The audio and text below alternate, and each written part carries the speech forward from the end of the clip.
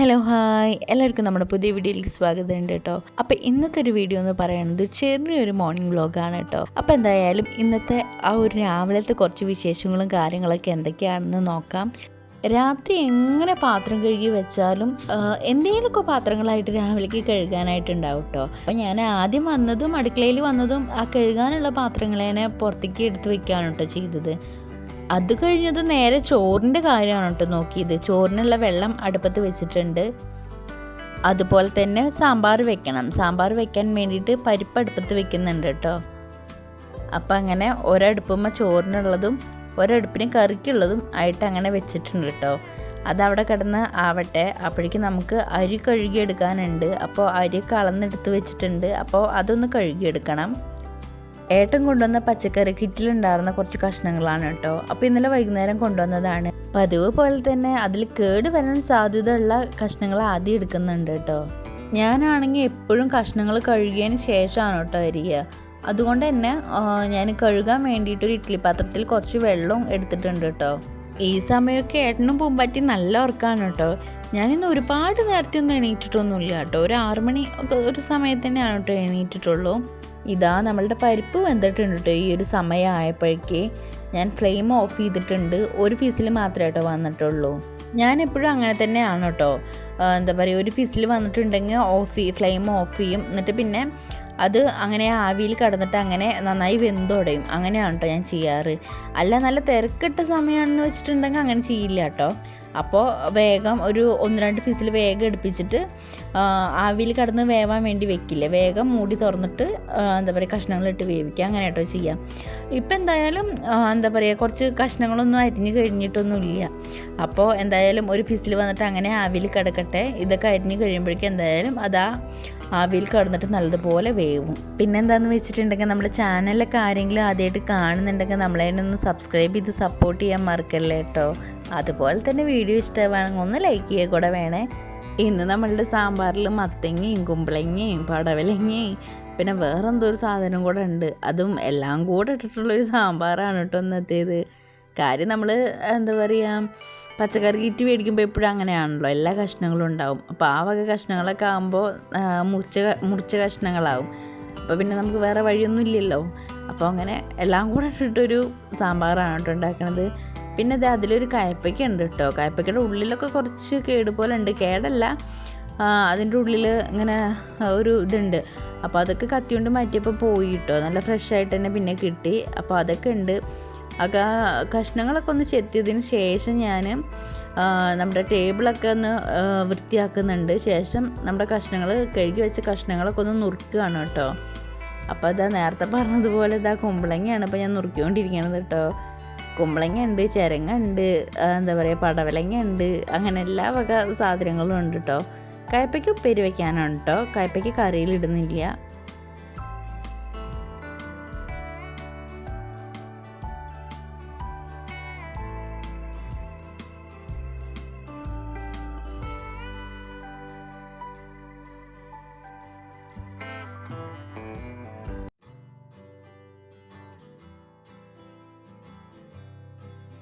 എന്തായാലും നമ്മളുടെ കഷ്ണങ്ങളൊക്കെ ഒരുവിധം നേരാക്കി കഴിഞ്ഞിട്ടുണ്ട് കേട്ടോ. ഒരുവിധമല്ല നേരാക്കി, സാമ്പാറിലേക്കുള്ള എല്ലാ കഷ്ണങ്ങളും നേരാക്കി കഴിഞ്ഞു. ഇനി എന്തായാലും നമ്മളുടെ വേവിച്ച് വെച്ച പരിപ്പിലേക്ക് നമുക്ക് ഈ കഷ്ണങ്ങളൊക്കെ ഒന്ന് കൊട്ടി കൊടുക്കാം കേട്ടോ. നമ്മളുടെ ചോറിനുള്ള വെള്ളം തിളയ്ക്കാത്തത് കാരണം കൊണ്ട് തന്നെ ചോറിൽ അരി ഇട്ടിട്ടില്ല കേട്ടോ. അപ്പോൾ ആ തിളച്ച വെള്ളമാണ് കേട്ടോ ഞാൻ കുറച്ച് ഒഴിച്ചു കൊടുക്കുന്നത് പെട്ടെന്ന് ആവാനായിട്ട്. പിന്നെ തിളച്ച വെള്ളം ഒഴിച്ചിട്ടുണ്ടെങ്കിൽ പെട്ടെന്ന് ഫിസിൽ വരും കേട്ടോ. അപ്പോൾ അതിന് വേണ്ടിയിട്ട് അങ്ങനെയാണ് ചെയ്യണത്. അപ്പോൾ എന്തായാലും ഞാൻ ഒന്ന് മൂടി വെച്ച് വേവിക്കുന്നുണ്ട് കേട്ടോ. ഞാൻ എപ്പോഴും കുക്കർ എന്താ പറയുക ചൂടുണ്ടെങ്കിൽ ചെയ്യണ ഒരു കാര്യമാണ് കേട്ടോ.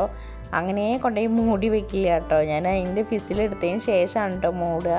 അപ്പം നമ്മളിപ്പോഴും അരി ഇട്ടിട്ടില്ല കേട്ടോ. അപ്പോൾ ഞാൻ വിചാരിച്ചിരുന്നൊരു കാര്യം ചെയ്യാം, കുറച്ച് ചായക്കും കൂടെ ഉള്ള വെള്ളം മുക്കാമെന്ന്. അങ്ങനെ ചായക്കുള്ള വെള്ളം കൂടെ മുക്കി കേട്ടോ. അതിന് ശേഷമാണ് കേട്ടോ പിന്നെ ഞാൻ അരി ഇടുന്നത്. ചോറിന് വെച്ച് വെള്ളം തിളച്ചില്ല എന്ന് പറഞ്ഞത് ഞാൻ നേരത്തെ അരി ഇടാൻ നോക്കിയിട്ടുണ്ടായിരുന്നു കേട്ടോ.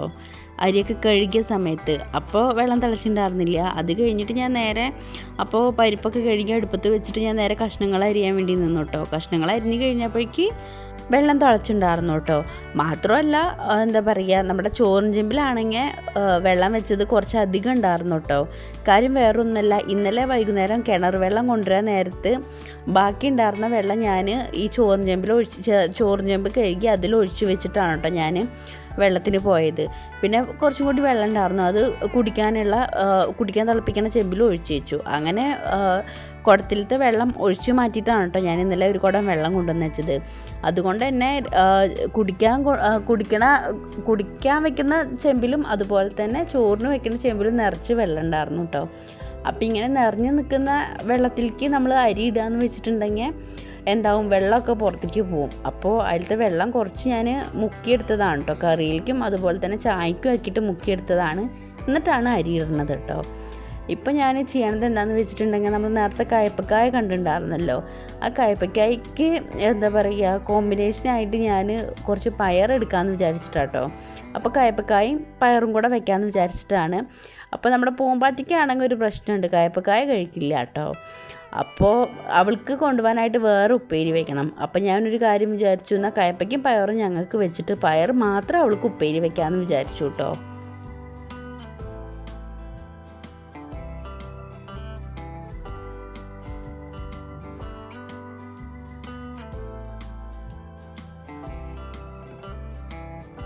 അങ്ങനെ നമ്മളുടെ കയ്പ്പയ്ക്കൊക്കെ ഏകദേശം അരിഞ്ഞ് കഴിഞ്ഞിട്ടുണ്ട് കേട്ടോ. ഇനിയിപ്പോൾ നമ്മളുടെ അടുത്ത ഐറ്റം എന്ന് പറയുന്നത് പയറാണ് കേട്ടോ.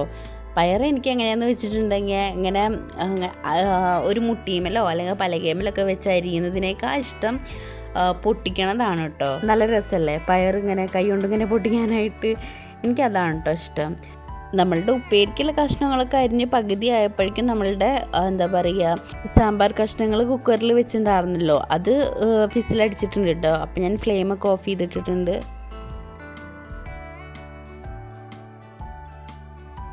അങ്ങനെ നമ്മളുടെ കയ്പ്പക്കായും പയറും ഒക്കെ സെറ്റായിട്ടുണ്ട് കേട്ടോ അവിടെ. ഇനി അതൊന്ന് വേവിക്കണം. അതിന് മുന്നേ നമുക്ക് വേറൊരു കാര്യമുണ്ട് കേട്ടോ. ഒരു 2 വെണ്ടക്കായ ഉണ്ട്, അപ്പോൾ അതൊന്ന് വറുക്കണം. വെറുതെ വറുക്കല്ല, മുളകും മല്ലിയും കൂടിയും കൂട്ടിയിട്ടാണ് കേട്ടോ വറുക്കണത്.